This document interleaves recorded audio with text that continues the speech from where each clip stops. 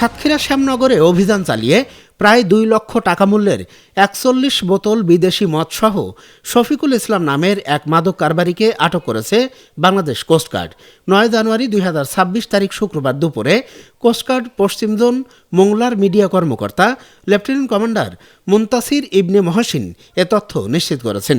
তিনি বলেন, গোপন সংবাদের ভিত্তিতে কোস্টগার্ড স্টেশন কৈখালী কর্তৃক সাতক্ষীরার শ্যামনগর থানাধীন পশ্চিম কৈখালী সংলগ্ন এলাকায় একটি বিশেষ অভিযান পরিচালনা করা হয়।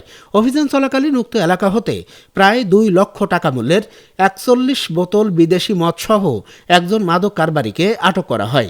আটক মাদক কারবারি শফিকুল ইসলাম সাতক্ষীরা জেলার শ্যামনগর উপজেলার পশ্চিম কৈখালী গ্রামের মৃত গোলাম রব্বানী গাজীর ছেলে। তিনি আরও বলেন, মাদকের ভয়াল থাবা থেকে তরুণ প্রজন্মকে রক্ষায় কোস্টগার্ড ভবিষ্যতেও এ ধরনের অভিযান অব্যাহত রাখবে।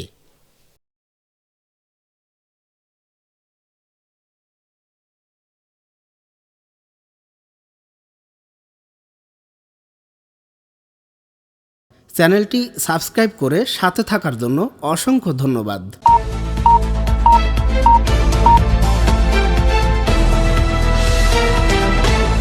48 বাংলা টিভি, বাংলা ও বাঙালির কথা বলে।